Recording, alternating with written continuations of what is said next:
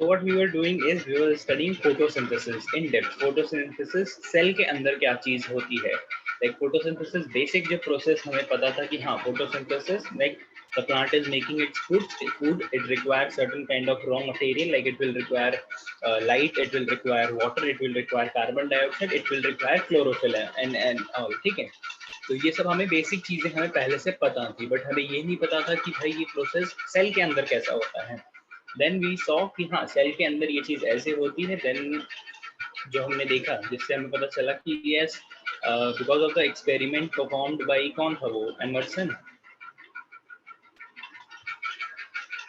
है ना।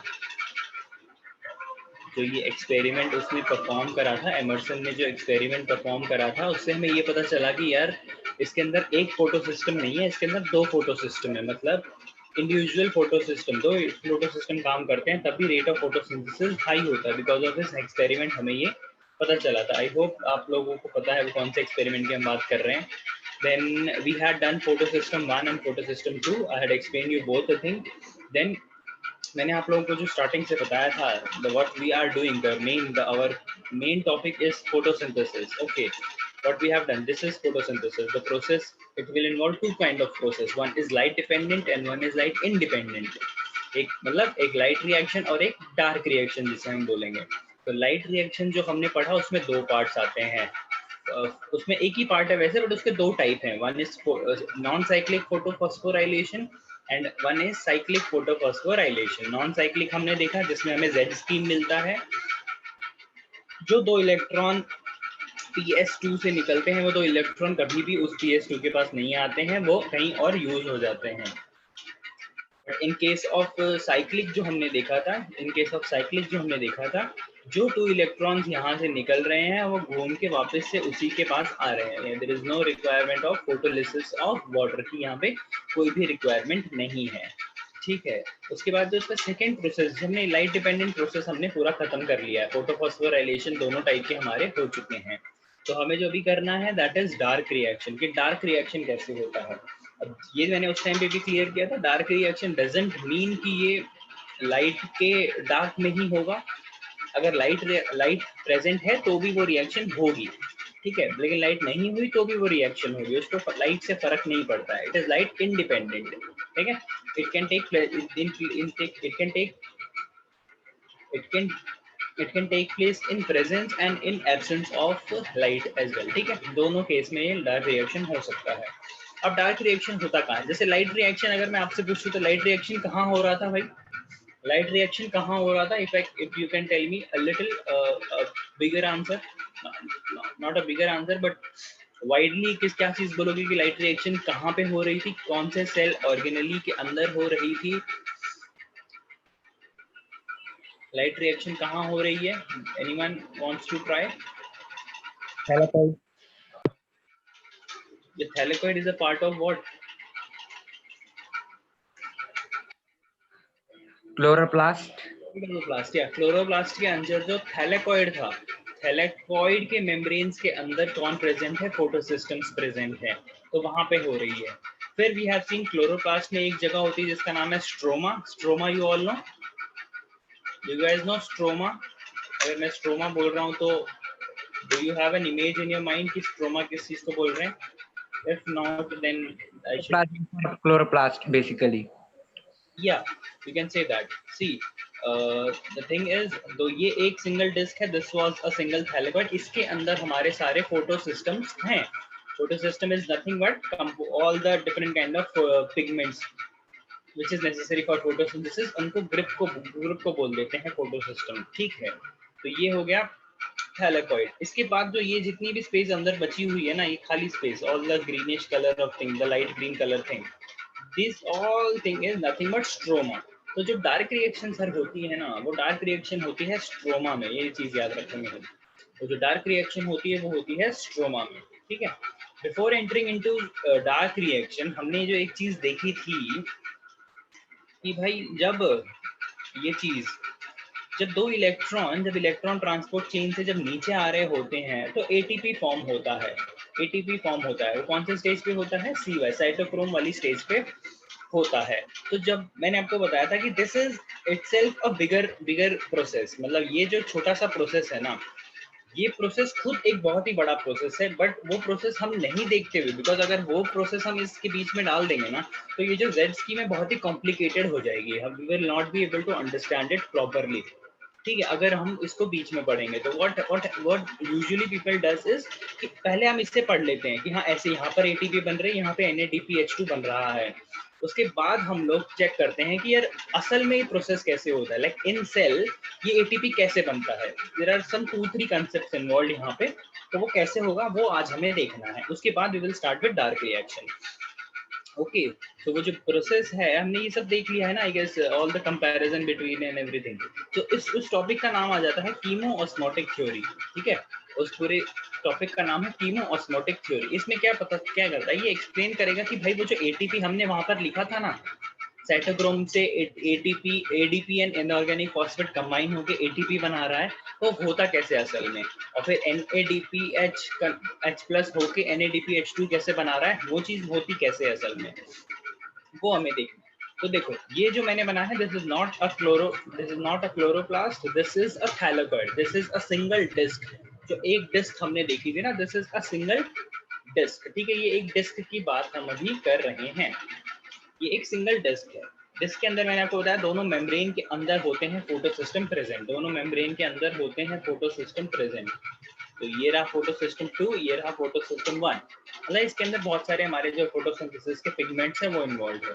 ठीक है, just to clear one thing, ये है थैलेकॉइड, ये है थैलेकॉइड का ल्यूमेन, ये वाला जो पार्ट है, ये वाला जो पार्ट है थैलेकॉइड का ल्यूमेन, वो जो थैलेकॉइड है उसके अंदर की कैविटी, ये है ल्यूमेन, ये है थैलेकॉइड का बाहर का region, that means it is what, stroma.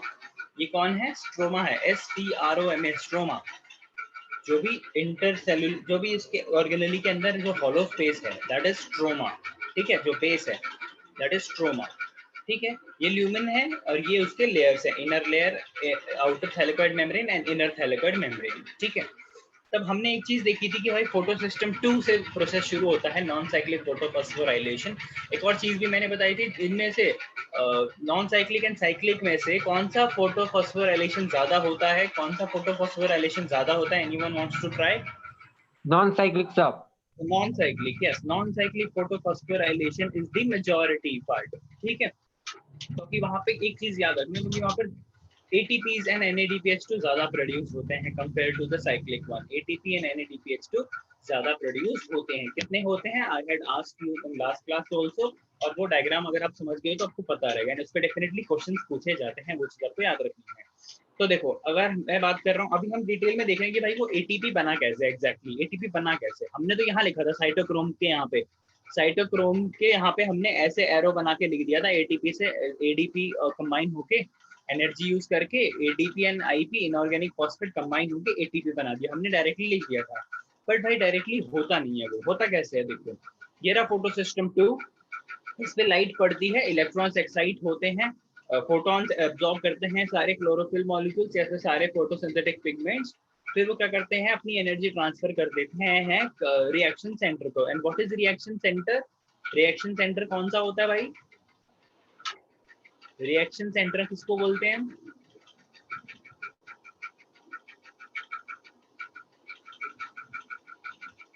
Reaction centre किसको बोलते हैं हम,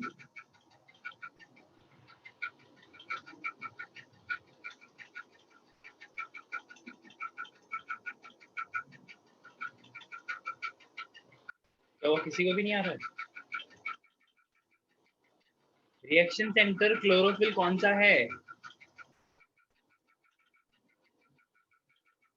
reaction centre chlorophyll is chlorophyll A, chlorophyll A हर जगह सेंटर में क्या लिखा हुआ है, और इसके साथ में एसेसरी पिगमेंट्स है, तो reaction centre is chlorophyll A.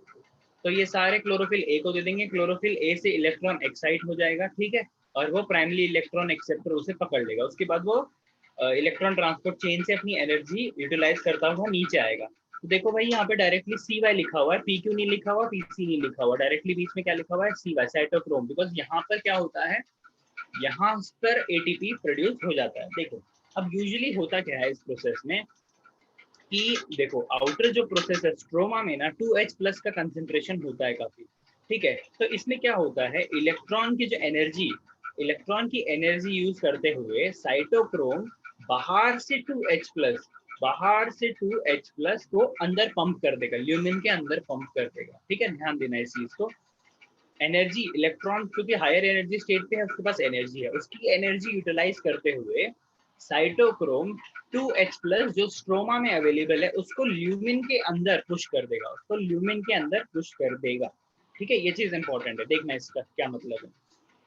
2H plus है, इसे ल्यूमिन के अंदर पुश कर देगा, ठीक है। और एक और चीज आप याद रखना कि वाटर, मैंने आपको लोकेशन बताया था, वाटर का ब्रेकडाउन देखो कहाँ पे होता है, ल्यूमिन के अंदर ही होता है। वाटर का फोटोलिसिस ल्यूमिन के अंदर ही होता है, ताकि यहाँ पर भी ऑक्सीजन हमें बहुत प्रेजेंट होगा। यहाँ पे already 2H plus photolysis of water की वजह से भी 2H प्लस का कंसेंट्रेशन ल्यूमिन के अंदर बहुत ज्यादा है, ठीक है। 2H प्लस का ऑलरेडी कंसेंट्रेशन इसके अंदर ल्यूमिन के अंदर बहुत ज्यादा है। फिर एक और चीज क्या, एक और प्रोसेस की वजह से 2H प्लस कैसे बढ़ रहा है ल्यूमिन के अंदर, because of this cytochrome energy utilise करके बाहर स्ट्रोमा के 2H प्लस को अंदर की तरफ पंप कर रहा है, अंदर की तरफ पंप कर रहा है। इसमें देखो जी एक और क्या होता है, जब 2H प्लस बहुत सारे हो जाते हैं तो 2H प्लस का अंदर कंसेंट्रेशन बहुत बढ़ जाता है कंपेयर टू बाहर का कंसेंट्रेशन। तो ठीक है, जैसे हमें पता है कि मूवमेंट क्या होगा, higher concentration to lower concentration ही होता है अगर एनर्जी यूटिलाइज नहीं होनी है, ठीक है। बिकॉज इस प्रोसेस में एनर्जी यूटिलाइज नहीं होती, बिकॉज हमें एनर्जी कहीं आगे जाके डार्क रिएक्शन में हमें एटीपी यूज करना है। तो why will be utilise energy, हमें एनर्जी बना रहे हैं, बल्कि हम एटीपी बना रहे हैं। इस एटीपी बनाने के चक्कर में एटीपी यूटिलाइज कर दोगे कोई सेंसिबल बात है नहीं, है ना, सिंपल लॉजिक है। एटीपी बनाने के चक्कर में आप एटीपी थोड़ी यूटिलाइज करोगे। तो मतलब जो मूवमेंट होगा मॉलिक्यूल्स का वो होना चाहिए फ्री मूवमेंट, यानी पैसिव मूवमेंट, ठीक है। यानी फैसिलिटेड डिफ्यूजन या फिर diffusion, it should not be active transport. Active हुआ तो एनर्जी यूटिलाइज होनी है। ओके, अब हमने आपको जो बताया कि दो दो दो रीजंस के वजह से H प्लस का कंसेंट्रेशन, H प्लस का कंसेंट्रेशन ल्यूमेन के अंदर बढ़ जाता है। पहला रीजन है फोटोलिसिस ऑफ वाटर, दूसरा रीजन है साइटोक्रोम स्ट्रोमा के 2H प्लस को अंदर पंप कर देता है टू यूटिलाइज दी इलेक्ट्रॉन की एनर्जी, इलेक्ट्रॉन की जो एनर्जी है उसे यूटिलाइज करने के लिए बाहर की 2H प्लस को अंदर की तरफ वो भेज देता है, ठीक है सर। अब क्या हो गया, 2H प्लस का कंसेंट्रेशन अंदर ल्यूमेन के अंदर बहुत ज्यादा बढ़ गया है, ठीक है। अब क्या होना है भाई, अब हायर कंसेंट्रेशन से लोअर कंसेंट्रेशन जाना है। ये 2H प्लस का कंसेंट्रेशन बढ़ गया, मतलब यहाँ पर 2H प्लस की एनर्जी भी बहुत ज्यादा बढ़ गई है, यहाँ पे बहुत सारी एनर्जी एक्यूमुलेट हो चुकी है ल्यूमेन के अंदर। अब क्या होगा, अगर 2H प्लस को बाहर जाना है तो it will go through facilitated diffusion. Why facilitated diffusion, I have given you the reason. Because active transport से वो जा नहीं सकता है, ठीक है, एक्टिव ट्रांसपोर्ट से जा नहीं सकता है। यहाँ पर देखो जब 2H प्लस अंदर आया था तो उसने एनर्जी यूटिलाइज करी थी, किसकी, बट किसकी, इलेक्ट्रॉन की एनर्जी यूटिलाइज करी थी। तो जब वो बाहर जाएगा या तो उसे एनर्जी यूटिलाइज करनी पड़ेगी, या फिर it will require special kind of protein, special kind of membrane protein, जिसके थ्रू वो पास कर सकता है, जिसको हम बोलते हैं फैसिलिटेटेड डिफ्यूजन। फैसिलिटेटेड डिफ्यूजन समझते हो ना, कि कोई एक प्रोटीन मॉलिक्यूल है एम्बेडेड मेम्ब्रेन के बीच में, वो प्रोटीन मेम्ब्रेन चैनल बनाएगा जिसके थ्रू हमारा जो भी मॉलिक्यूल को पास होना है वो पास हो जाएगा। इतनी चीज आपको समझ में आ रही है अभी कि हम कर क्या रहे हैं फाइनली। एक और बार हम वापस से इसे करते हैं। मैंने आपको बताया कि बिकॉज ऑफ दिस सिस्टम हमने ये पता चला कि साइटोक्रोम अपनी एनर्जी, इलेक्ट्रॉन की एनर्जी कैसे कंज्यूम करता है, वो बाहर के 2H प्लस को अंदर ल्यूमेन में पंप कर लेता है, स्ट्रोमा के 2H प्लस को ल्यूमेन में पंप कर देता है। ओके, अगेन वाटर का हाइड्रोलिसिस हो रहा है तो 2H प्लस यहाँ से भी आ रहे हैं, वाटर कंटिन्यूसली हाइड्रोलाइज करता रहेगा, फोटोलाइज करता रहेगा, तो वाटर ब्रेकडाउन होएगा तो 2H प्लस का आयंस बढ़ेंगे अंदर। तो 2H प्लस का कंसेंट्रेशन यहाँ बहुत बढ़ गया। अब हमें पता है कि 2H प्लस विदाउट किसी चीज के ये मेम्ब्रेन क्रॉस नहीं कर पाएगा, या तो एनर्जी यूटिलाइज होगी जैसे अंदर आया था वो, या फिर उसको फैसिलिटेटेड डिफ्यूजन कराना पड़ेगा, यानी किसी प्रोटीन के थ्रू उसे भिजवाना पड़ेगा। तो जिस प्रोटीन का इस्तेमाल यहाँ पर होता है जिसको बोलते हैं हम F0 या फिर F1 पार्टिकल। F0 ये होता है जो मेम्ब्रेन के अंदर होता है, F0 is an integral protein, integral बोलते हैं। इंटीग्रल क्यों भाई, वो मेम्ब्रेन के अंदर एम्बेडेड है, वो मेम्ब्रेन के अंदर एम्बेडेड है, उसे बोलते हैं इंटीग्रल प्रोटीन। अब क्या होगा देखो, ये इंटीग्रल प्रोटीन के थ्रू ही वो आ पाएगा, तो ये फैसिलिटेट करवाएंगे diffusion of what 2H plus ions from lumen to stroma. Because concentration अंदर बढ़ गया, बाहर कम हो गया, तो इजी थिंग है कि जहां पे हायर कंसेंट्रेशन है वहां से लोअर कंसेंट्रेशन में ही चीजें मूव करेगी। जब देखो अब बिकॉज 2H प्लस है, इतना कंसेंट्रेशन है तो इनकी खुद की बहुत ज्यादा एनर्जी है। 2H प्लस का कंसेंट्रेशन ज्यादा होने की वजह से यहाँ पर भी एनर्जी का अक्यूमुलेशन बहुत ज्यादा हो गया है। तो 2H प्लस सबसे पहले एफ नॉट पार्टिकल में एंटर करेगा, इसको बोलते हैं एफ नॉट, यहाँ पे एफ नॉट लिखा हुआ है, इसको भूल मत जाना, एफ नॉट पार्टिकल इसमें बोलते हैं।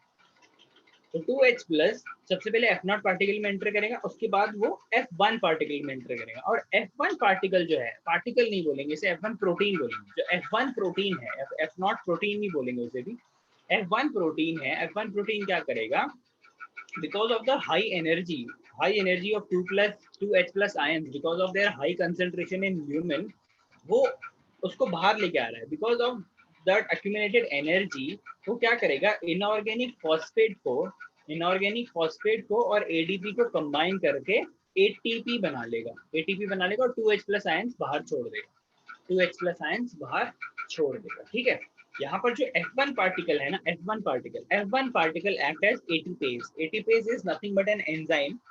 एटीपेज क्या है, एक बस एंजाइम है। एटीपेज एक एंजाइम है जो एटीपी एडीपी और इनऑर्गेनिक फॉस्फेट को कंबाइन करने में हेल्प करता है। This just a catalysis, if you can say catalysis, catalyse करता है ये रिएक्शन को। It acts as an enzyme, enzyme की तरह से वो एक्ट करता है।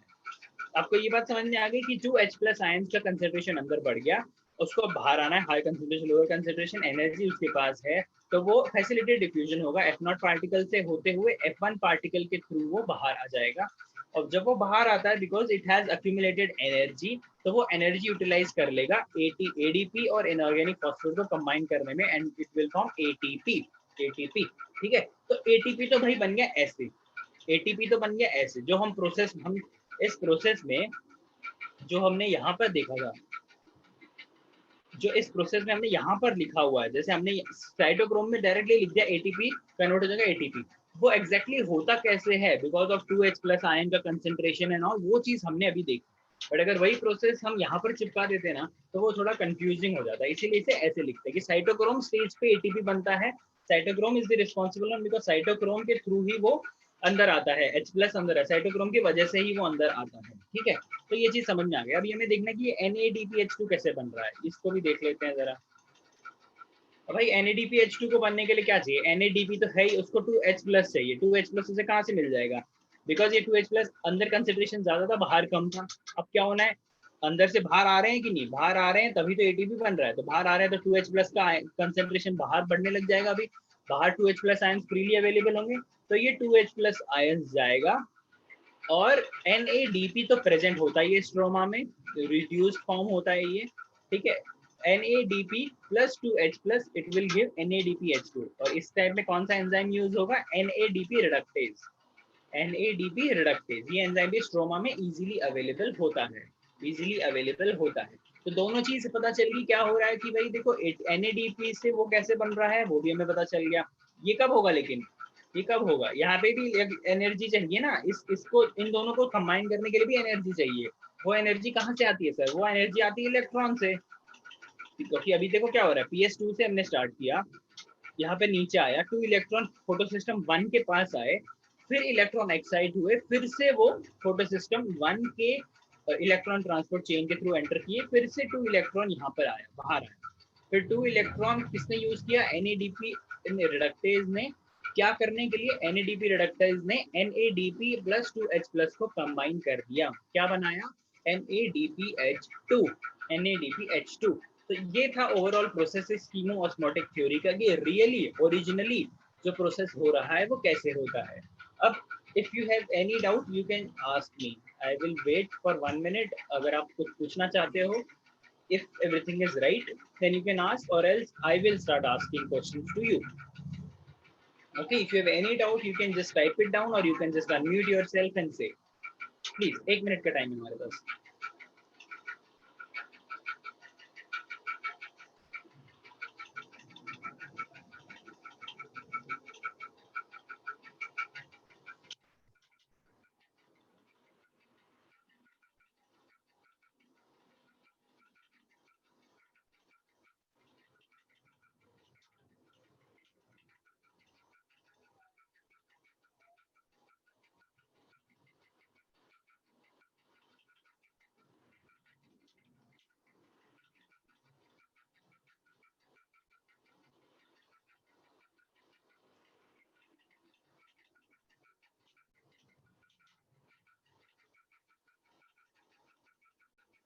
चलो ठीक है, आई होप सबको समझ में आ गया है, कोई किसी को डाउट नहीं है, तो सबको समझ में आ गया, तो will move to the next topic then.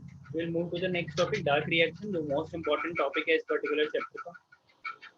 Will move to the next topic. Please confirm everyone कि नेक्स्ट टॉपिक में मूव करें। Should we move to the next topic?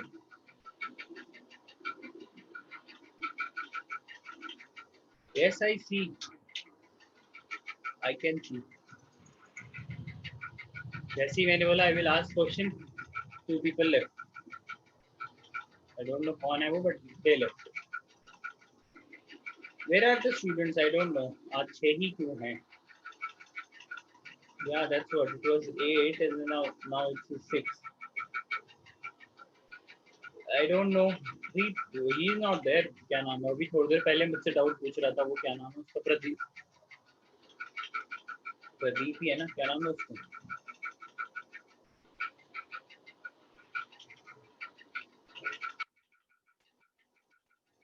Jaideep. Jaideep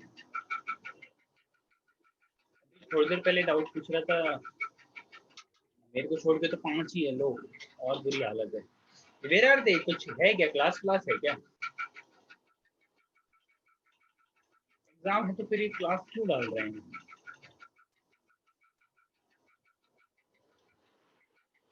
तो मुझे 1 मिनट दो, let me confirm.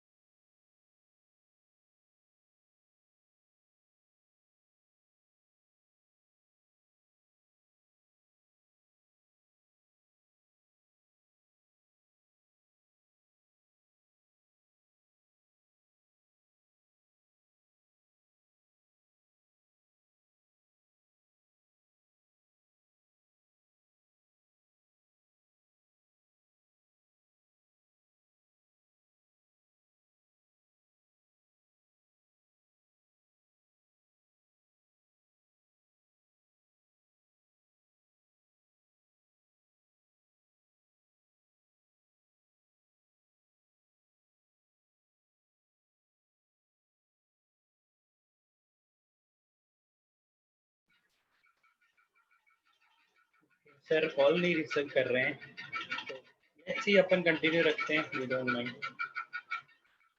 We will continue.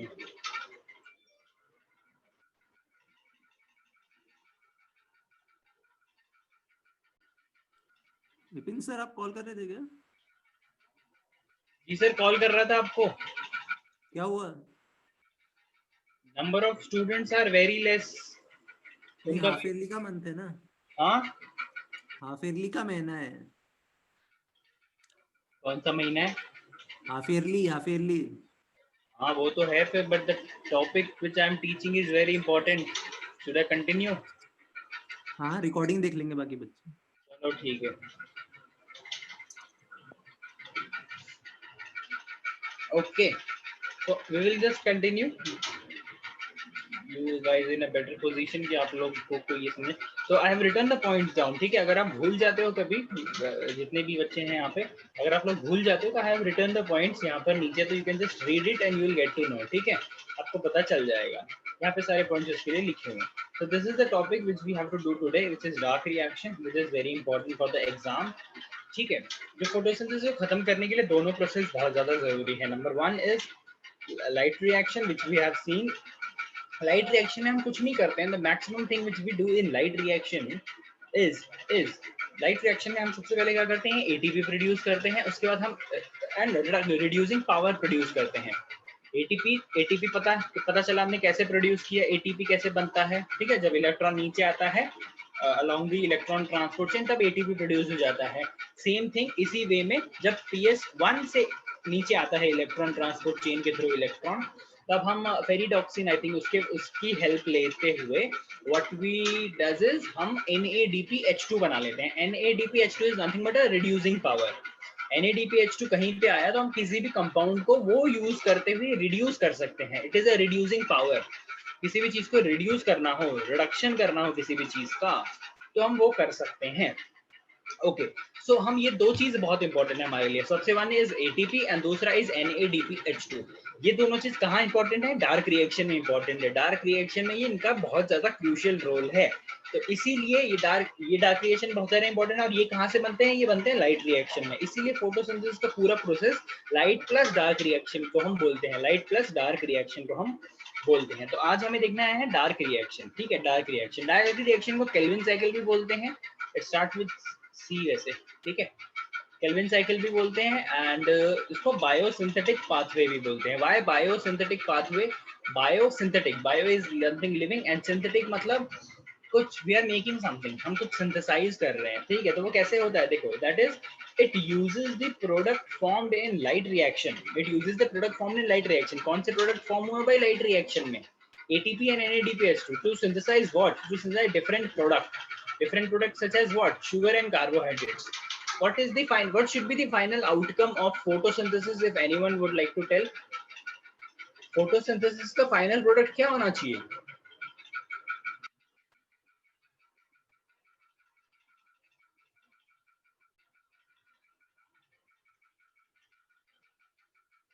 Photosynthesis का final product guys इतना तो पता होना चाहिए।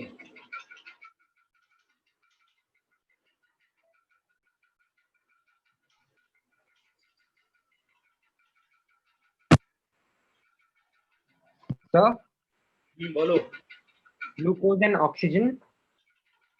Glucose, yes, oxygen is a by product, वो तो निकलता ही है, कोई इशू नहीं है।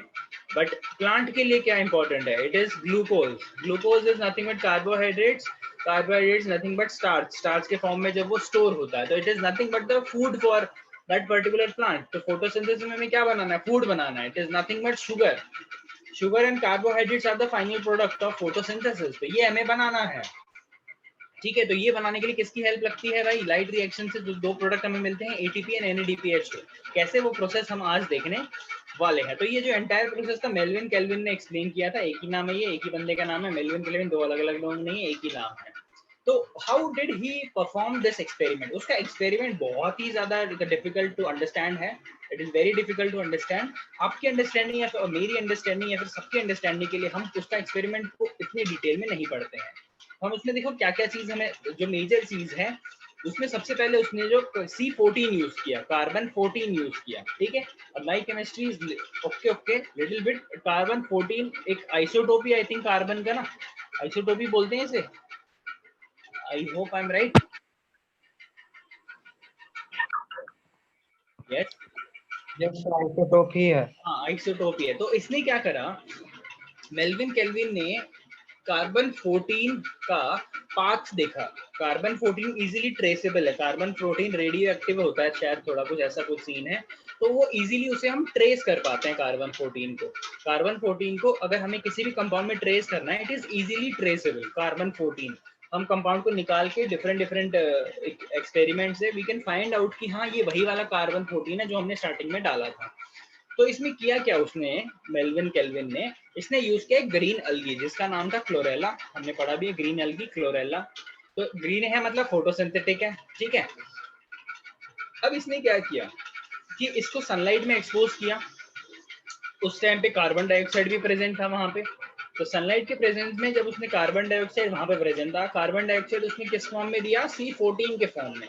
C14 के फॉर्म में कार्बन जो उसने दिया, कार्बन डाइऑक्साइड C14 के उसने फॉर्म में दिया।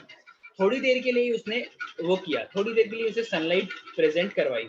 ठीक है, फिर उसने तुरंत क्या किया, थोड़ी जैसे ही दो तीन सेकंड उसने उसको सनलाइट में एक्सपोज किया, उसके बाद उसने उसे तुरंत लिया और उसे हॉट मिथेनॉल में डाल दिया। हॉट मिथेनॉल में डालने से जो अलगी है वो मर जाता है।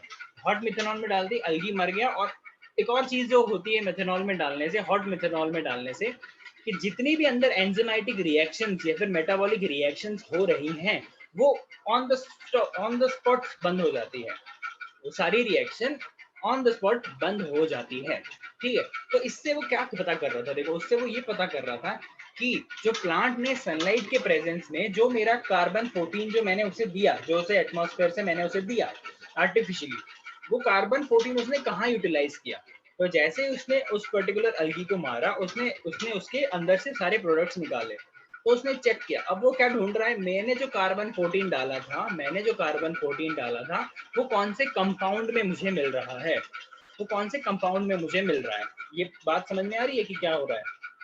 उसने क्या किया, उसने कार्बन 14 इंजेक्ट नहीं किया, प्लांट ने अपने आप ले लिया इन द प्रेजेंस ऑफ सनलाइट। ठीक है, in the presence of sunlight carbon 14 उसने ले लिया एंड इट स्टार्ट, उसके अंदर फोटोसिंथेसिस का प्रोसेस चालू हो गया। बट केल्विन ने क्या किया, ऑन द स्पॉट उस अलगी को मार दिया, 2-3 सेकंड में अलगी को मार दिया और रिएक्शन स्टॉप करवा दी। फिर उसने देखा कि हाँ, ये जो मैंने C14 डाला था ना, इससे पहला प्रोडक्ट क्या बना उस पर्टिकुलर अलगी के अंदर, पहला प्रोडक्ट क्या बना। ऐसे करते करते पहले उसने 2 सेकंड रखा, फिर उसने 3 रखा, 4 रखा, 5 रखा, ऐसे बहुत सारे उसने सेकंड टाइम ली उसने करा।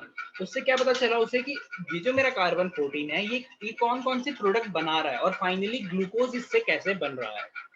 अब अज्यूम कर पा रहे हो कि क्या चीज हो रही है। आई होप थोड़ा कॉम्प्लिकेटेड लग रहा होगा, but you got the crux ना कि हो क्या रहा है। कि मेल्विन क्या कर रहा है, C14 जो उसने डाला, C14 इजीली ट्रेसेबल है। C14 एक्सपेरिमेंट से आप पता लगा सकते हो कि हाँ, इस कंपाउंड में C14 है। बाकी क्योंकि बाकी जितने भी कार्बन होंगे ना उसके अंदर, वो दूसरे नॉर्मल वाले कार्बन होंगे, तो वो अलग है। C14 को ट्रेस कर पाते हो आप। तो उसने थोड़े थोड़े सेकंड्स के लिए बहुत सारे बैचेस बनाए और हर एक में ऑब्जर्व किया कि उसने जो C14 जो दिया था प्लांट को, वो C14 कौन कौन से कंपाउंड्स में है। ऐसे करते करते उसने एक साइकिल बना ली पूरी, जिसको हम C3 साइकिल के नाम से जानते हैं, फिर केल्विन साइकिल के नाम से जानते हैं। कि ये जो कार्बन डाइऑक्साइड है, वो प्लांट उसे कैसे यूज कर रहा है, वो फोटोसिंथेसिस में कैसे यूज हो रहा है, वो पूरा निकालने के लिए उसने ये एक्सपेरिमेंट किया। ठीक है, ये सब चीजें यहाँ पे से जो मैंने भी बोला लिखी हुई है आप लोगों की अंडरस्टैंडिंग के लिए, अगर आप कभी भूल जाते हो तो मैंने वहाँ पे पूरा दिया हुआ है। अब देखो, जब मेल्विन बोलू एक जैसा, ये केल्विन ही बोलेंगे हम इसे, केल्विन के नाम से ज्यादा फेमस है ये।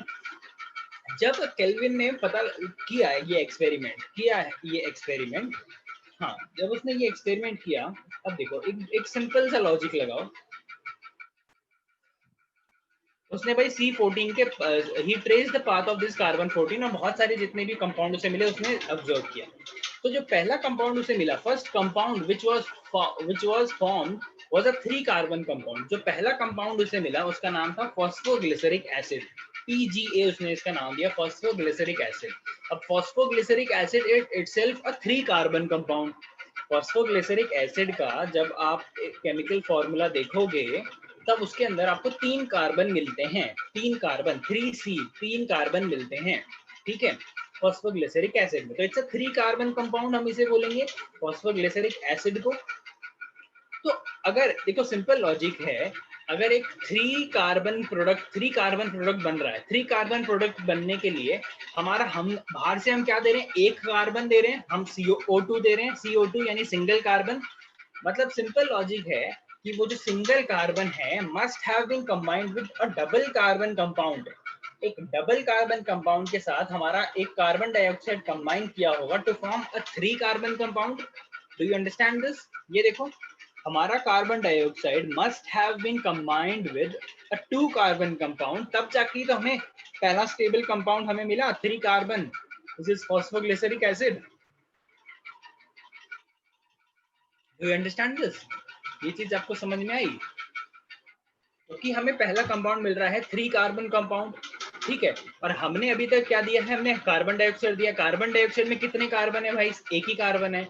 तो हमें इतना तो लॉजिक हम लगा ही सकते हैं कि हमारा जो सिंगल कार्बन है, एक 2 कार्बन कंपाउंड के साथ कंबाइन करके पहला जो प्रोडक्ट उसको केल्विन को मिला वो था फॉस्फोग्लिसरिक एसिड जो 3 कार्बन था। तो ये उसने अंदाजा लगाया, ये उसने गेस किया। बट रियल केस में जब आगे जाके पता चला कि नहीं भाई, ये जो 2 कार्बन कंपाउंड है उसने पता लगाया कौन है, उसको 2 कार्बन कंपाउंड नहीं मिला कोई भी, उसे 2 कार्बन कंपाउंड मिला ही नहीं उस पर्टिकुलर उसके अंदर, उसने बहुत ढूंढा। तब बाद में जाके जो थोड़ी और एक्सपेरिमेंट्स वगैरह हुए डिफरेंट साइंटिस्ट के द्वारा, तो उन्होंने पता लगाया कि भाई ये जो 2 कार्बन कंपाउंड है ये है ही नहीं, वहां पे बनता कौन है, वहां पे बनता है 5 कार्बन कंपाउंड। मतलब हमारा जो कार्बन डाइऑक्साइड है ये जाके 5 कार्बन वाले कंपाउंड है, 5 कार्बन वाला एक कंपाउंड है, उससे जाके अटैच होता है। ये हमने एक्सपेरिमेंट से पता लगाया। Later on they found out that the compound which accepts the carbon dioxide is a 5 carbon compound. 5 carbon compound है वो, it is not a 3 carbon compound but it is a 5 carbon compound. और उस compound का नाम था क्या? RUBP, that is rubulose biphosphate. Rubulose bi-N2-phosphate, rubulose biphosphate उस compound का नाम था। ठीक है, रूबिलोज बाइफॉस्फेट। किसी भी प्रोसेस को, एक प्रोसेस होता है जिसमें अगर किसी भी कंपाउंड में कार्बन डाइऑक्साइड ऐड हो रहा है, उसको हम बोल देते हैं कार्बोक्सिलेशन। पता होगा ये आप लोगों को, कार्बोक्सिलेशन उसे हम बोल देते हैं। किसी भी कंपाउंड में कार्बन ऐड हो रहा है, कार्बन डाइऑक्साइड ऐड हो रहा है, उस प्रोसेस को हम बोल देते हैं कार्बोक्सिलेशन।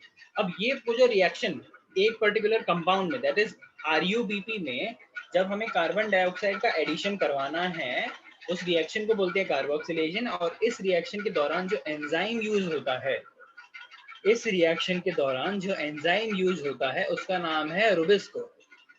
ठीक है, इस रिएक्शन के दौरान जो एंजाइम यूज होता है उसका नाम है रुबिस्को।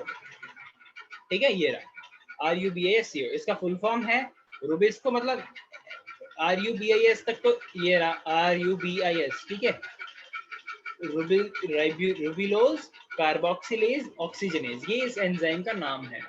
अब इसके नाम का एक बहुत ही ज्यादा इंपॉर्टेंट वो है, लॉजिक है, रुबिलोज कार्बोक्सिलेज एंड ऑक्सीजनेज।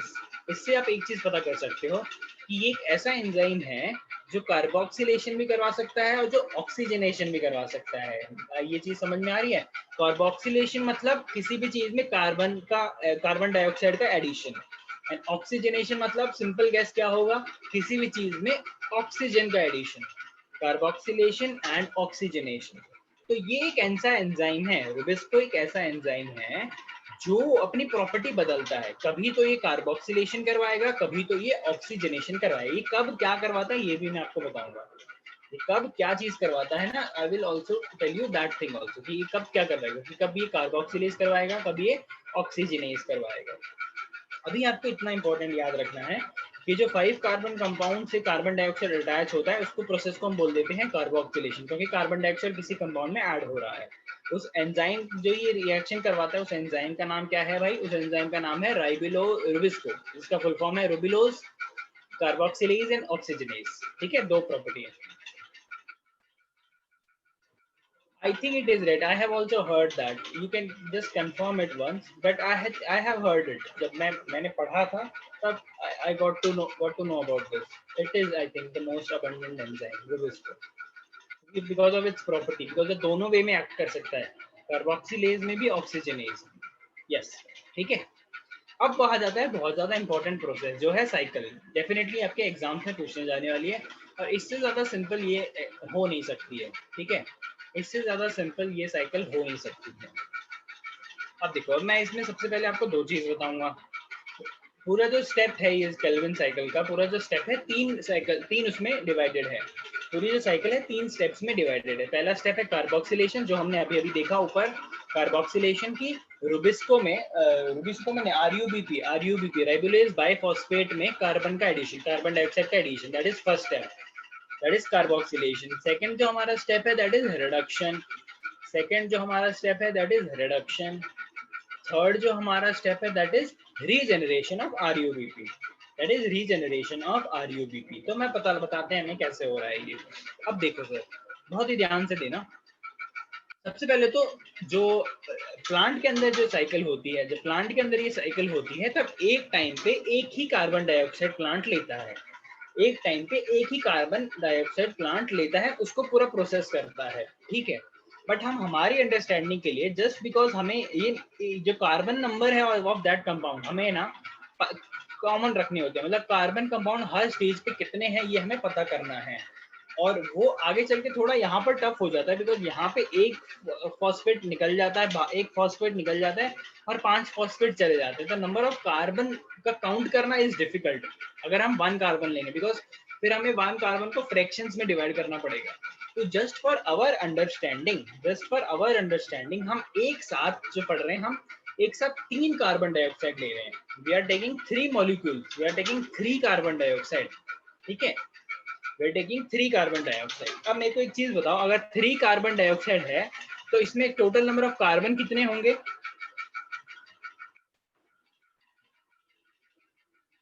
अगर 3 कार्बन डाइऑक्साइड है हमारे पास तो total number of carbon will be 3, of course 3 ना। Carbon dioxide is a single carbon compound, carbon dioxide में एक ही कार्बन होता है, तो हमारे पास 3 कार्बन डाइऑक्साइड है, तो हमारे पास टोटल नंबर ऑफ कार्बन कितने हैं? 3 हुए। देखो ब्लू पेन से जो यहाँ पर नीचे लिखा हुआ है दैट इज और एवरी कंपाउंड का नंबर ऑफ कार्बन, ठीक है। हर एक कंपाउंड के कितने उसके अंदर कार्बन है वो लिखा हुआ है। अब देखो ये रिएक्शन स्टार्ट कैसे होती है, सबसे इंपॉर्टेंट ये रिएक्शन स्टार्ट कैसे होती है, बहुत इंपॉर्टेंट, ध्यान देना। कार्बन डाइऑक्साइड एटमॉस्फेयर से लेगा वो प्लांट, कार्बन डाइऑक्साइड एटमॉस्फेयर से लेगा, हम जो रिलीज करते हैं इस कार्बन डाइऑक्साइड ओनली, ठीक है। कार्बन डाइऑक्साइड एटमॉस्फेयर से लेगा तो 3 मॉलिक्यूल्स ऑफ कार्बन डाइऑक्साइड। फिर हमने पता लगाया कि कार्बन डाइऑक्साइड सबसे पहले किससे मिलता है? एक 5 कार्बन कंपाउंड से मिलता है, 5 कार्बन कंपाउंड से, RUBP राइबुलोज बाइफॉस्फेट। देखो उसके नीचे ब्रैकेट में लिखा हुआ है, इसके नीचे 15 लिखा हुआ है। Why 15? Because there are 3 molecules. वो कैसे 3 होता है आई विल टेल यू। यहाँ पर 3 लिखा हुआ है, दैट्स व्हाई इट इज 15। समझ रहे हो? RUBP is a 5 carbon compound, यानी एक RUBP में 5 है कार्बन। तो अगर हमारे पास 3 RUBP है तो हमारे पास कितने कार्बन हुए?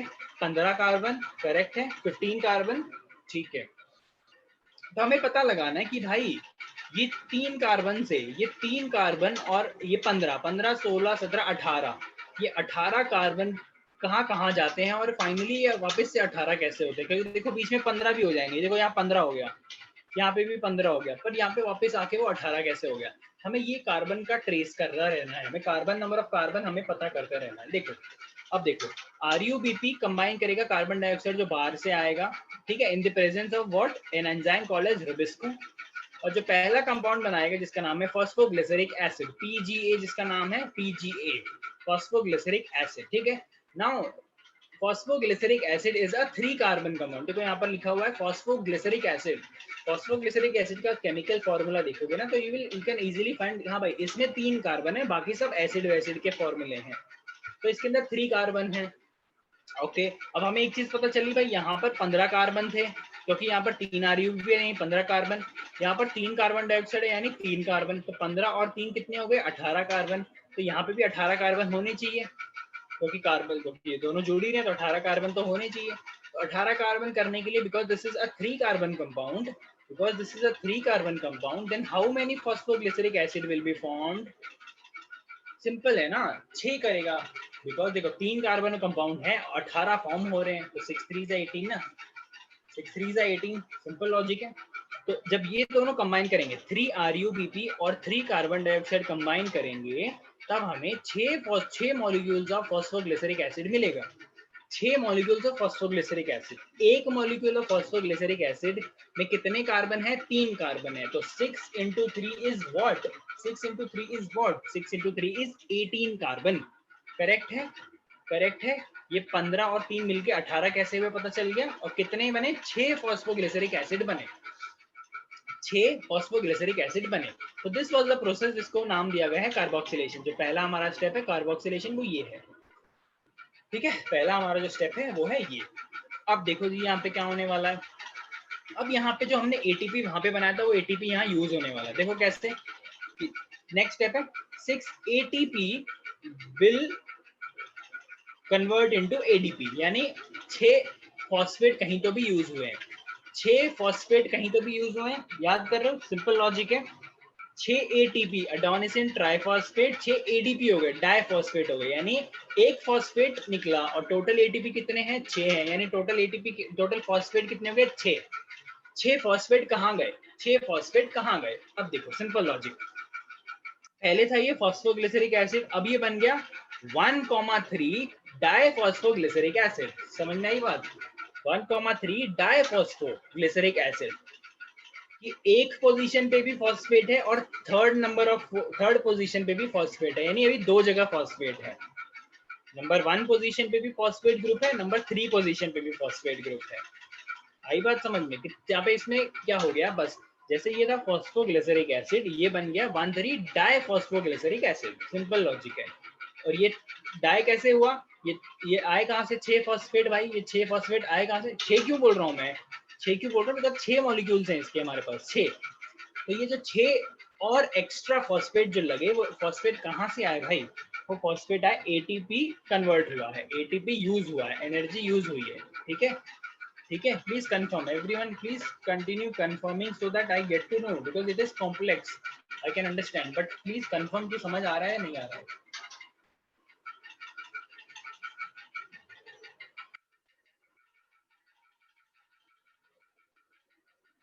Please confirm, I want everyone to confirm, please everyone, जितने हो एटलीस्ट आप सब तो कंफर्म करो कि हाँ थोड़ा बहुत समझ में आ रहा है। We will revise it once again, don't worry, but ये समझना बहुत इंपॉर्टेंट है। ठीक है, अब देखो, अब क्या हुआ भाई, 1,3 डाइफॉस्फोग्लिसरिक एसिड मिल गया। 1,3 डाइफॉस्फोग्लिसरिक एसिड भी 3 कार्बन कंपाउंड है, नथिंग ना यार, फॉस्फोग्लिसरिक एसिड 3 है तो बस पोजीशन ही चेंज हुई है, तो ये भी 3 कार्बन कंपाउंड होगा फॉस्फोग्लिसरिक एसिड, बस फॉस्फेट की पोजीशन बदल गई है, एक और 6 फॉस्फेट और आ गए हैं। तो again this is a 3 carbon compound, 18 carbon हमें कॉमन रखने हैं, तो इसके 6 मॉलिक्यूल्स हमारे पास होने चाहिए, 6 मॉलिक्यूल्स प्रोड्यूस होंगे इसके, 6 मॉलिक्यूल्स हमारे पड़े होंगे। अभी हमारे पास 18 कार्बन है, तो we are able to trace carbon. भाई यहाँ पे 15 और 3 मिलके 18 बने थे, फिर यहाँ पे भी 18 है। अब क्या हो रहा है, अब सेकंड स्टेप चालू हो रहा है जिसका नाम है रिडक्शन। ठीक है, रिडक्शन के लिए हमें कौन लगेगा, हमें लगेगी रिड्यूसिंग पावर। रिड्यूसिंग पावर कौन है, हमने जो लाइट रिएक्शन में बनाया था, लाइट रिएक्शन में हमने क्या बनाया था भाई, लाइट रिएक्शन में हमने क्या बनाया था, एटीपी बनाया था, वो यहाँ यूज हो गया,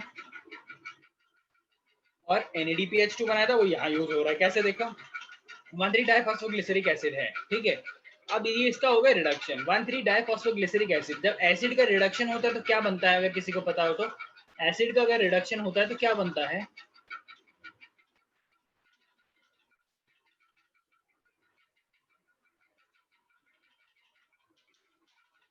आप लोगों की केमिस्ट्री भी कुछ ज्यादा ही अच्छी है। एसिड जब भी रिड्यूस होता है तो एल्डिहाइड बनता है, ठीक है। एसिड के रिडक्शन के बाद हमें एल्डिहाइड ग्रुप मिलता है, एसिड के रिडक्शन के बाद हमें एल्डिहाइड ग्रुप मिलता है। अब क्या होगा देखो, ये एसिड है, डाइफॉस्फोग्लिसरिक एसिड है, ये रिड्यूस होगा, इसको रिड्यूस कौन करेगा, NADPH2। NADPH2 रिड्यूसिंग पावर होती है, NADPH2 रिड्यूस हो जाएगी किसमें, NADP प्लस में। ये 6 है तो 6 NADPH2 लगेंगे ना, ये 6 मॉलिक्यूल्स ऑफ जिसके हैं हमारे पास डाइफॉस्फोग्लिसरिक एसिड के, तो हमें 6 NADPH2 लगेंगे, ठीक है। 6 NADPH2 निकलेंगे, और निकलेंगे क्या, यहाँ पे NADP प्लस निकल जाएंगे, और इसमें क्या हो रहा है, NADP प्लस 6 इनऑर्गेनिक फॉस्फेट यहाँ पे लॉस्ट हो रहे हैं, 6 इनऑर्गेनिक फॉस्फेट यहाँ पे लॉस हो रहे हैं, ठीक है। 6 इनऑर्गेनिक NADPH प्लस, हाँ 6 इनऑर्गेनिक फॉस्फेट यहाँ पे इस पर्टिकुलर प्रोसेस में लॉस हो जाएंगे, ठीक है। मतलब यहाँ पे 6 फॉस्फेट इस प्रोसेस के दौरान निकल जाएंगे। कब, जब 1,3 डाइफॉस्फोग्लिसरिक एसिड रिड्यूस हो रहा होगा। 1,3 डाइफॉस्फोग्लिसरिक एसिड रिड्यूस होके क्या बन जाएगा, फॉस्फोग्लिसरल्डिहाइड। एसिड रिड्यूस होके क्या बन गया, अल्डिहाइड। क्या मिल गया हमें, फॉस्फोग्लिसरल्डिहाइड, PGAL, फॉस्फोग्लिसरल्डिहाइड, फॉस्फोग्लिसरल्डिहाइड, ठीक है। Again, phosphoglyceraldehyde is also a 3 carbon compound. Phosphoglyceraldehyde is also a 3 carbon compound, ठीक है। 3 कार्बन कंपाउंड ही है फॉस्फोग्लिसरल्डिहाइड भी। अब देखिए सर इसमें क्या होगा, ठीक है, अब देखिए इसमें क्या होगा। अब देखो, ये रहा NADPH2, ये इसको रिड्यूस करने में हेल्प होगा। एसिड जो है अल्डिहाइड में रिड्यूस हो चुका है अभी 18 कार्बन। अब देखो नेक्स्ट प्रोसेस क्या हो रहा है, इसके भी 6 मॉलिक्यूल्स है, बिकॉज हमें 18 कार्बन कंटिन्यू रखना है, because phosphoglyceraldehyde is a 3 carbon compound, हमें 18 कार्बन तो कंटिन्यू चाहिए ही। तो अगर 6 है तो 6 × 3 इज 18, तो हमें 18 कार्बन मिल जाएंगे, इसलिए हमें इसके 6 फॉस्फोग्लिसरल्डिहाइड हमें मिलेंगे, इसको PGAL भी मिलते हैं। अब बहुत इंपॉर्टेंट प्रोसेस होने वाला है, यहाँ से एक phosphoglyceraldehyde, 1 phosphoglyceraldehyde will be removed, 1 phosphoglyceraldehyde will be removed, और ये प्रोसेस ये कहाँ यूज होगा, ये ग्लूकोज सिंथेसिस में यूज होने चला जाएगा।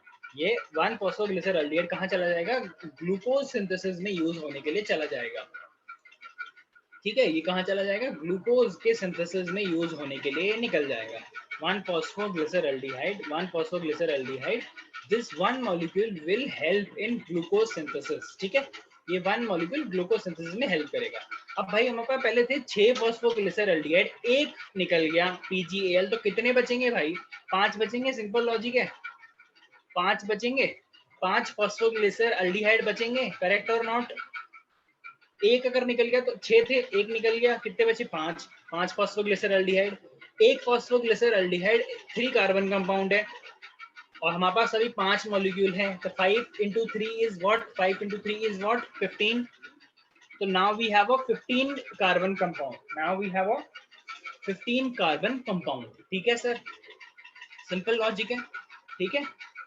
फॉस्फोग्लिसरल्डिहाइड, ठीक है, एक फॉस्फोग्लिसरल्डिहाइड में अब देखो 5 है, एक फॉस्फोग्लिसरल्डिहाइड में एक फॉस्फेट होता है, एक फॉस्फोग्लिसरल्डिहाइड में एक फॉस्फेट होता है, तो 5 फॉस्फोग्लिसरल्डिहाइड में कितने फॉस्फेट हुए भाई? 5 फॉस्फेट हुए, ये रहा 5 फॉस्फेट हुए, यहाँ पे 5 फॉस्फेट लिखा हुआ है, ठीक है। ओके, अब एक और चीज देखो, नेक्स्ट स्टेप में क्या हो रहा है भाई? 2 फॉस्फेट रिड्यूस हो रहे हैं, पहले भाई 5 फॉस्फोग्लिसरल्डिहाइड थे, 5 फॉस्फोग्लिसरल्डिहाइड थे, यानी 5 फॉस्फेट थे उसके अंदर, 5 में से 2 निकल गए।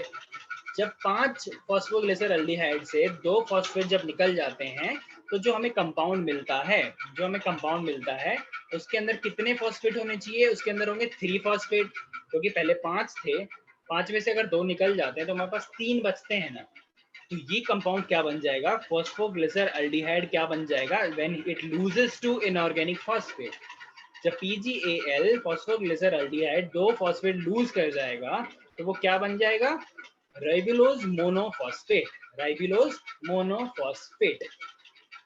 5 थे, 5 फॉस्फेट थे, ठीक है, 5 फॉस्फेट थे, उसमें से 2 निकल गए, तो 3 फॉस्फेट बचे, ठीक है। तो हमें पता करना है इसमें कितने हैं, तो राइबुलोज मोनोफॉस्फेट, मोनो यानी 1, मतलब एक मॉलिक्यूल ऑफ राइबो मोनोफॉस्फेट में कितने फॉस्फेट होंगे? 1। तो हमारे पास कितने होने चाहिए? ये होने चाहिए हमारे पास 3। वाई 3? बिकॉज यार राइबुलोज फॉस्फेट जो है, राइबुलोज मोनोफॉस्फेट जो है is a 5 carbon compound, ribulose monophosphate is a 5 carbon compound, ठीक है। बिकॉज देखो एक चीज, यहाँ पे 15 कार्बन है, तो हमें 15 कार्बन कॉमन रखने हैं, 15 कार्बन को हम ऊपर नीचे नहीं कर सकते, तो यहाँ पे 15 कार्बन करने के लिए इसके कितने मॉलिक्यूल चाहिए होंगे? Because ribulose phosphate is a 5 carbon compound, तो 5 3 is 15, यानी इसके हमें 3 मॉलिक्यूल्स लगेंगे, यहाँ पे जो 5 लग रहे थे, यहाँ पे 3 लगेंगे, 3 molecules of ribulose monophosphate, mono यानी सिंगल, मोनोफॉस्फेट। अब एक और क्या होगा, अब ये मोनो को क्या करना है? बस मोनो को कन्वर्ट करना है बाई में, मोनो को किस में कन्वर्ट करना है? राइबुलोज मोनोफॉस्फेट यानी हर एक कंपाउंड में एक फॉस्फेट है, और राइबुलोज बाइफॉस्फेट में यानी हर एक कंपाउंड में 2 फॉस्फेट है, सिंपल लॉजिक। तो यार फॉस्फेट चाहिए होगा ना, यहाँ पे 3 फॉस्फेट और ऐड करने होंगे, अगर इसको मोनो करना है हमें, तो 3 फॉस्फेट और ऐड करने होंगे।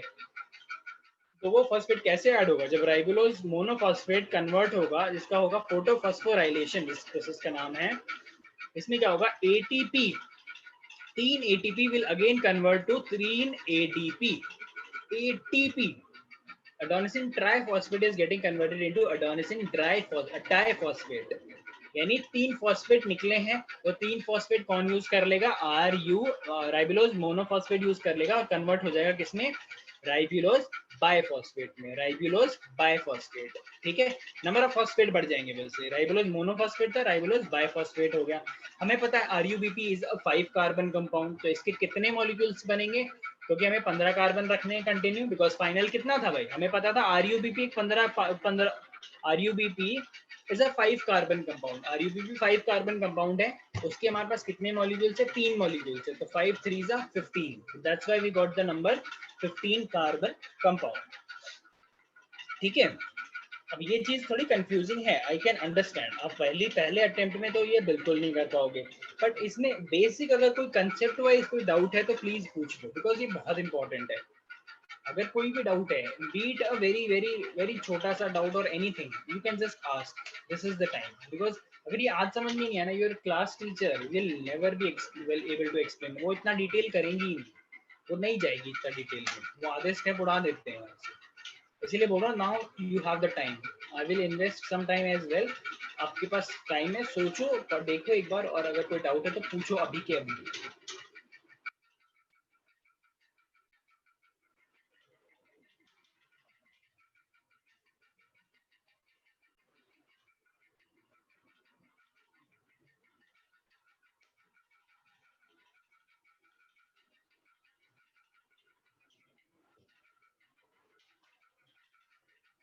And just revise once more. अब स्टार्टिंग से प्रोसेस स्टार्ट करो एंड कीप फिनिशिंग इट, पढ़ो पूरा, फिर डाउट आएगा। ऐसे देखते रहोगे तो नहीं आएगा डाउट।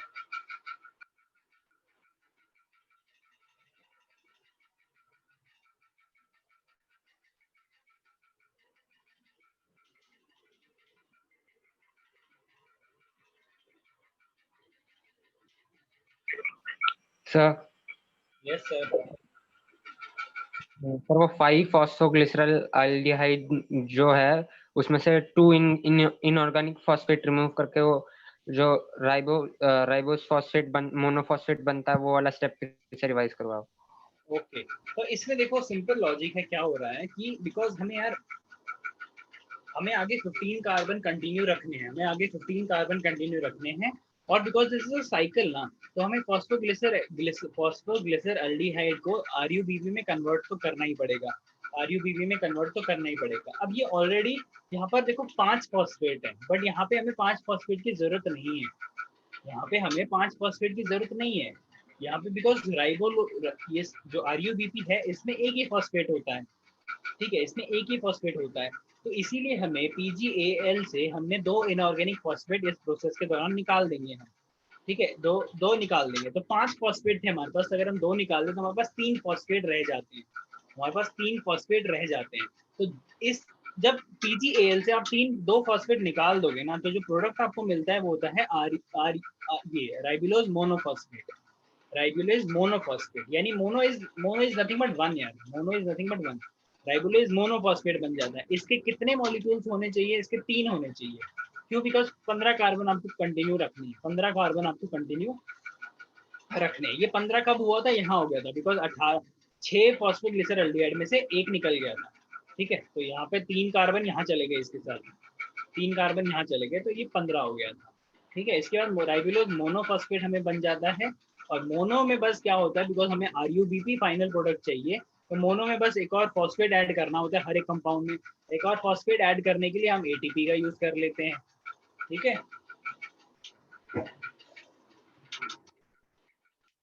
और किसी को कोई डाउट है please?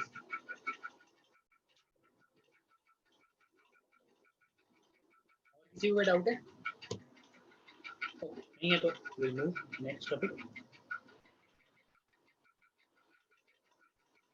This topic is not yet complete. हमें क्या करना पता करना है, कितनी एटीपी यूज हुई, कितनी वो यूज हुई, ठीक है। इंपॉर्टेंट देखो एक चीज क्या है, in plants 6 Calvin cycle takes place to form 1 glucose molecule. देखो यार बहुत इंपॉर्टेंट चीज है यहाँ पे, 6 ऐसी साइकिल होनी चाहिए, मतलब 6 होनी चाहिए।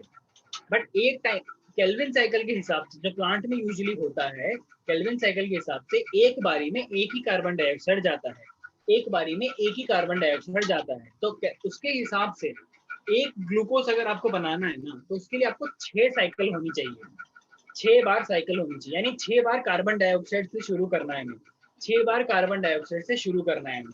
बट हमने क्या किया, हमने प्रोसेस को सिंपल करने के लिए हमने एक ही बार में 3 कार्बन ले लिए। तो हमें ये साइकिल कितनी बार रिपीट करना पड़ेगा एक ग्लूकोज मॉलिक्यूल बनाने के लिए? हमें ये साइकिल कितनी बार रिपीट करना पड़ेगा?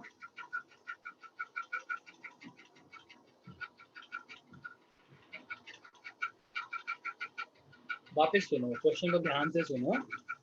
एक ग्लूकोज का मॉलिक्यूल बनाने के लिए, जैसे यहाँ से ग्लूकोज वाली साइकिल शुरू हो जाती है, वो हम बाद में देखेंगे। एक ग्लूकोज का मॉलिक्यूल बनाने के लिए 6 साइकिल लगती है, 6 केल्विन साइकिल लगती है, यानी एक कार्बन डाइऑक्साइड शुरू होगा, फिर वापस से आएगा एक और कार्बन डाइऑक्साइड, ऐसे करके पूरी 6 साइकिल होंगी, ठीक है। सिंगल कार्बन डाइऑक्साइड से स्टार्ट होता है वो, बट हमने एक साथ ले लिए 3 कार्बन डाइऑक्साइड, तो हमें कितनी साइकिल कंप्लीट करनी पड़ेगी 6 कार्बन डाइऑक्साइड यूज करने के लिए? एक साइकिल में हमारे 3 यूज हो रहे हैं, तो एक और साइकिल करनी है हमें, सिर्फ हमें एक और साइकिल करनी है, हम 2 साइकिल कर लेंगे, एक साइकिल में कितने यूज हो गए, 3 कार्बन, दूसरी साइकिल में कितने यूज हो गए और 3 कार्बन, तो टोटल हो गए 6 कार्बन। 6 कार्बन डाइऑक्साइड यानी 6 साइकिल हो गई सिंगल कार्बन डाइऑक्साइड से चल के, तब जाके एक ग्लूकोज का मॉलिक्यूल बनता है। In plant 6 Calvin cycle takes place to form 1 glucose molecule. ठीक है, तो we started with 3 carbon dioxide, हमने 3 कार्बन डाइऑक्साइड लिए, दैट इज 3 साइकिल हम एक साथ कर रहे हैं। होता एक टाइम पे एक ही है, बट हमने पढ़ने के लिए जिसको 3 साइकिल एक साथ कराई। So there will be one more 3 carbon dioxide cycle, एक और साइकिल होगी जो स्टार्ट होगी 3 कार्बन डाइऑक्साइड से इन दीज 2 साइकिल। ठीक है, तो हमें क्या मिलेगा, एक साइकिल में हमें कितना मिल रहा है, देखो एक साइकिल में हमें कितना मिल रहा है, एक PgAl मिल रहा है। एक साइकिल में कितना निकलता है PgAl, एक ही निकलता है, हमने 2 करवाई है। 2 साइकिल के बाद कितना निकलेगा, कितने हमारे पास PgAl होंगे, हमारे पास 2 PgAl होंगे। करेक्ट है, हमारे पास 2 PgAl होंगे, 2 PgAl वुड बी रिमूव्ड, यानी 2 PgAl साइकिल से निकलेंगे, that is 6 carbon which will be used to synthesize glucose। ठीक है, ठीक है, समझ रहे हो। 6 कार्बन कैसे हुआ समझ गए ना। PgAl is a 3 carbon compound or not, PgAl is a 3 carbon compound or not, yes।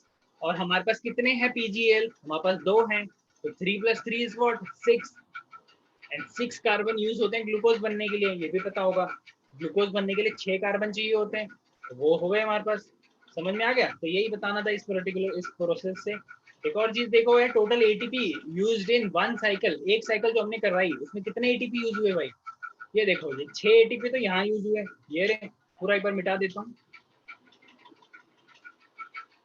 ध्यान से देखो 6 ATP तो यहाँ यूज हो गए, करेक्ट, और 3 ATP यहाँ यूज हो गए।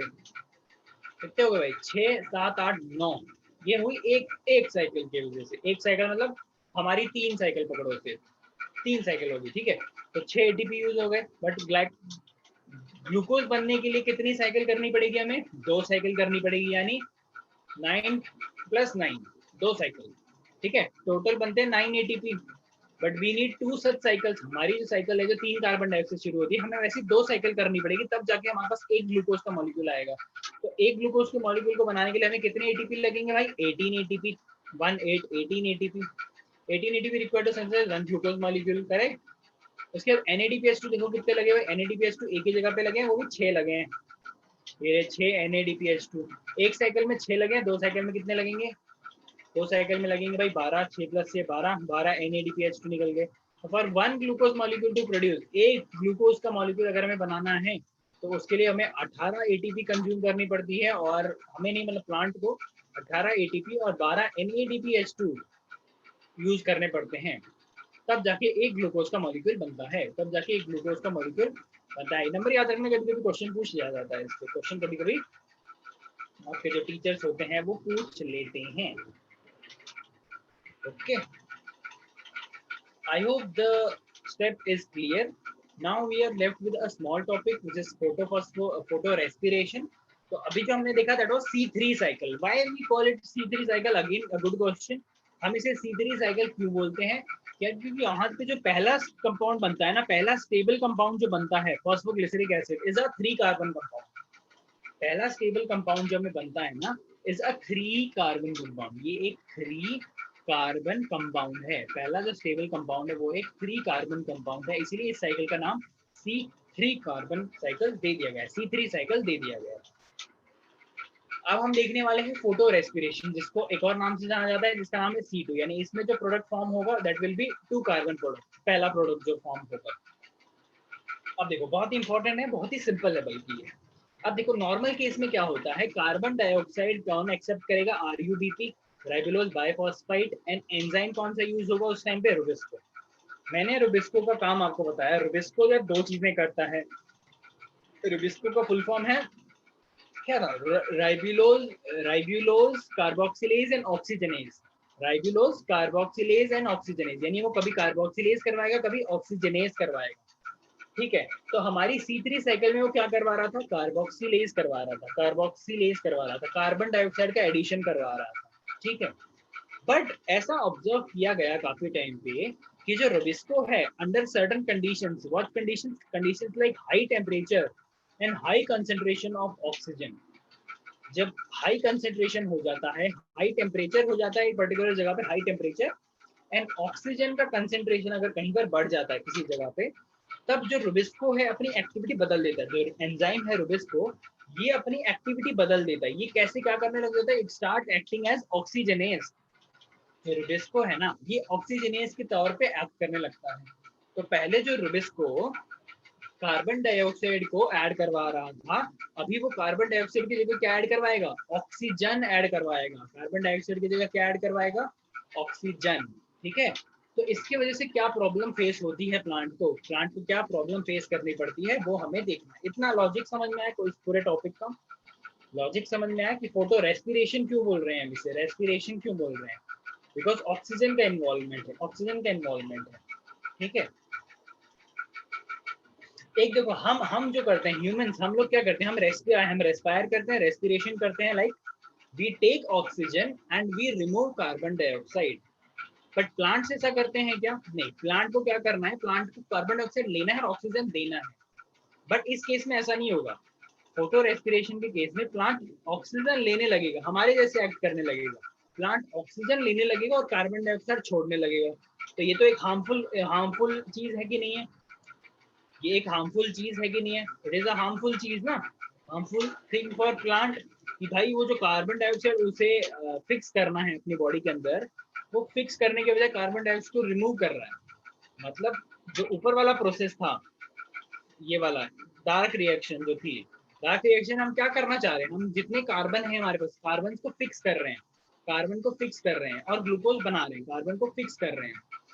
बट फोटो रेस्पिरेशन में क्या हो रहा है, हमारा कार्बन फिक्स होने के बजाय हमारा कार्बन डाइऑक्साइड निकल रहा है, बाहर निकल रहा है।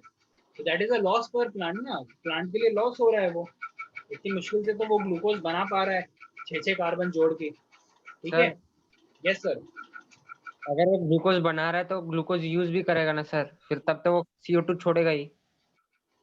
तो करेगा ही नहीं, बट वो CO2 के फॉर्म में नहीं ऐसा छोड़ेगा ना, CO2 नहीं रिलीज करेगा वो। ग्लूकोज के फॉर्म में क्या यूज करेगा, स्टार्च के फॉर्म में वो यूज स्टोर करेगा उसे और अपने डिफरेंट एंजाइमेटिक मेटाबॉलिक एक्टिविटीज के लिए यूज करेगा वो। इट डजंट मीन कि वो कार्बन डाइऑक्साइड रिलीज करेगा। वो उसे किसी भी कंपाउंड में चेंज कर सकता है ना, जरूरी थोड़ी कि कार्बन डाइऑक्साइड ही करेगा। ऑफ कोर्स कार्बन है उसमें, बट कार्बन सिर्फ कार्बन डाइऑक्साइड के फॉर्म में मिल जाएगा नहीं ना, there are an number of forms, तो किसी भी फॉर्म में मिल सकता है वो। But this is an anomaly, ऐसा होना नहीं चाहिए प्लांट के अंदर, बट ये हमने ऑब्जर्व किया कि ऐसा हो रहा है। ये नहीं करने के लिए प्लांट कुछ अडेप्टेशन दिखाते हैं। जो प्लांट्स होते हैं ना, ये नहीं करने के लिए कुछ अडेप्टेशन दिखाते हैं, उन्हें उन प्लांट्स को हम बोलते हैं C4 प्लांट्स। उन प्लांट्स को हम बोलते हैं C4 प्लांट्स। तो उनकी साइकिल भी हम आगे देखने वाले हैं कि वो कैसे इस प्रोसेस को अवॉइड करते हैं। दिस इज लाइक एन, क्या बोल सकते हैं इसे, this is a problem for plants के लिए प्रॉब्लम है, प्लांट को ये करना नहीं है। But because of such conditions, high temperature and high concentration of oxygen, जो रुबिस्को एंजाइम है वो अपनी एक्टिविटी बदल देता है। वो अपनी एक्टिविटी बदल देता है किस फॉर्म में, कि पहले जहां वो कार्बोक्सिलेशन कर रहा था, मतलब कार्बन डाइऑक्साइड ऐड करवा रहा था, अब वो कार्बन डाइऑक्साइड नहीं, अब वो ऑक्सीजन ऐड करवा रहा है। ठीक है, तो इसको डिटेल में प्रोसेस कैसा होता है वो एक बार देखो, तब आपको पूरा क्लियर हो जाएगा।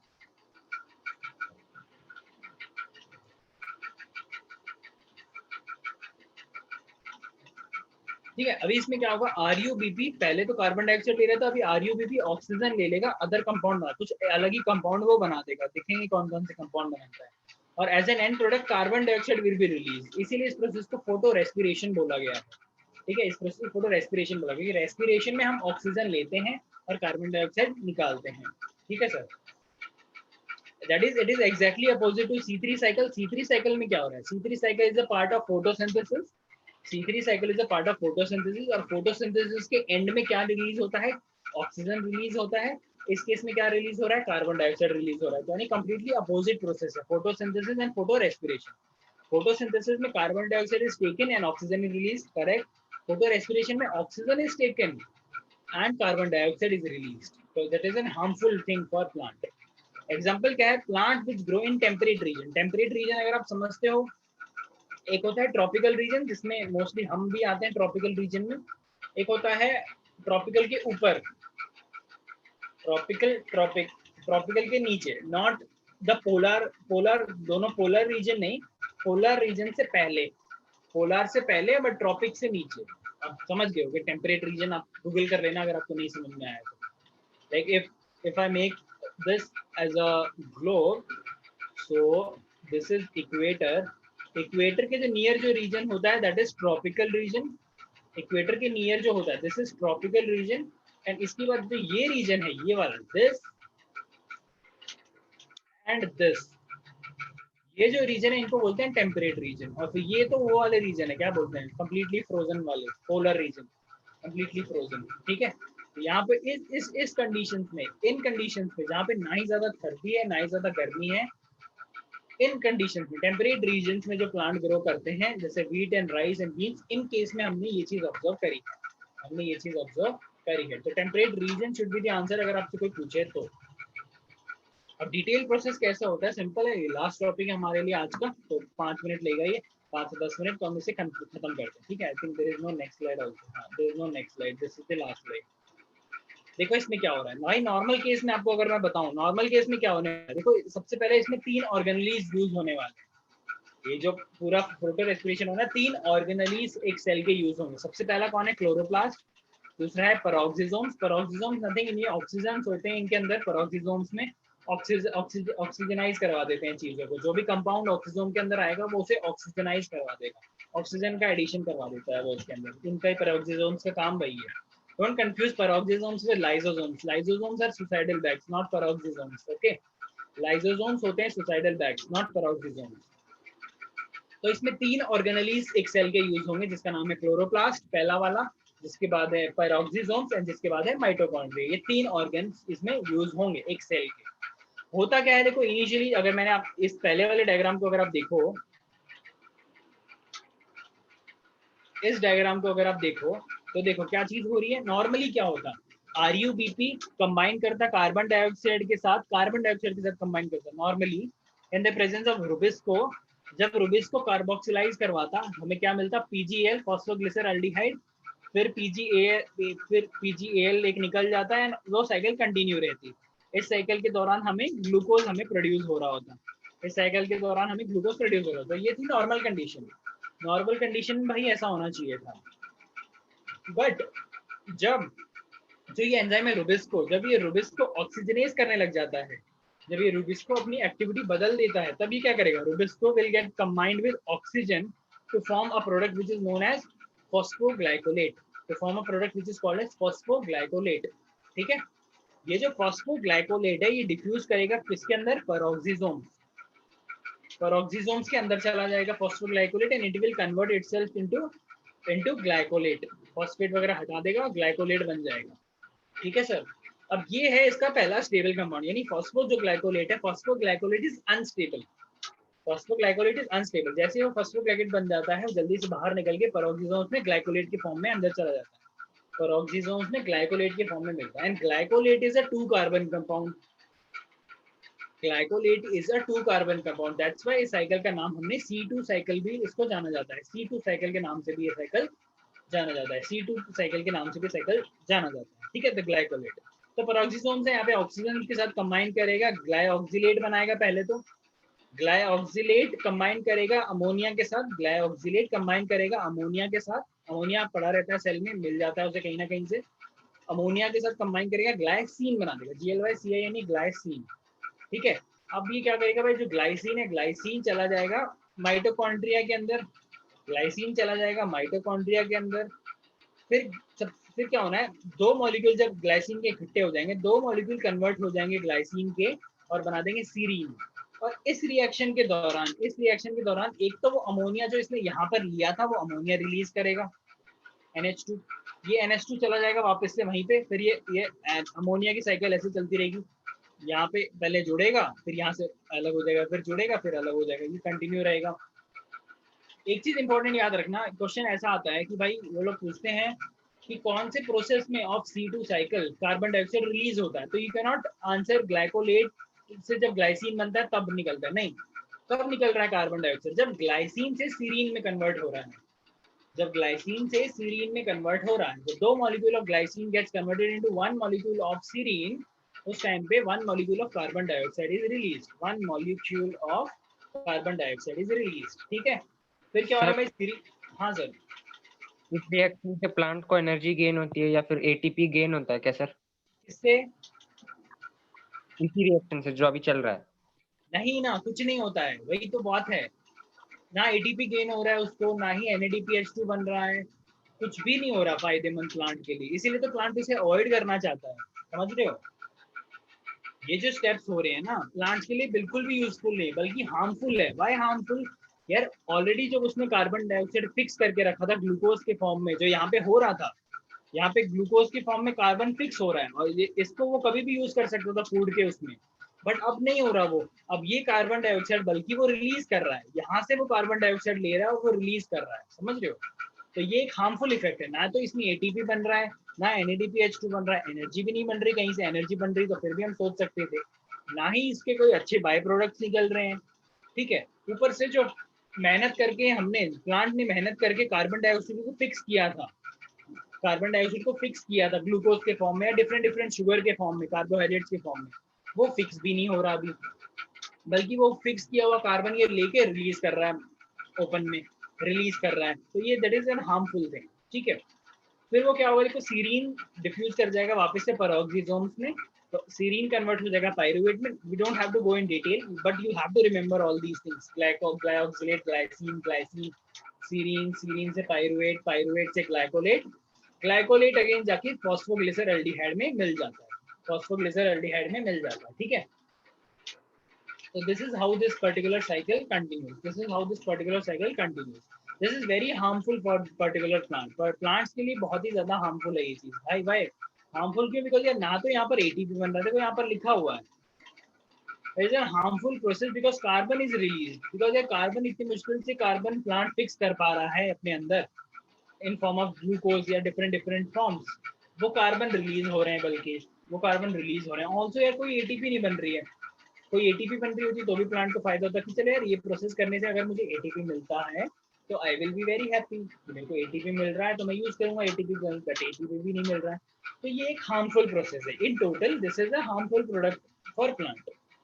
ठीक है, अब प्लांट क्या करते हैं सर? अब प्लांट क्या करते हैं, ये जो पूरा प्रोसेस है, जो फोटो रेस्पिरेशन का जो प्रोसेस है, इस फोटो रेस्पिरेशन के प्रोसेस को अवॉइड करने के लिए प्लांट्स एक चीज करते हैं जो होता है C4 प्लांट्स। जो हम C4 प्लांट्स जो हम पढ़ेंगे अगली क्लास में, तो C4 प्लांट्स क्या करते हैं, C4 plants have a certain mechanism जिससे वो ये स्टेप को बाइफरकेट करते हैं, ये स्टेप को अवॉइड करते हैं, because this is a complete loss for the plant कि इसमें यार कार्बन डाइऑक्साइड जो ऑलरेडी फिक्स्ड था वो रिलीज हो रहा है, ऊपर से there is no ATP is getting form, ATP भी नहीं बन रही है। ठीक है, तो it is a loss for plant.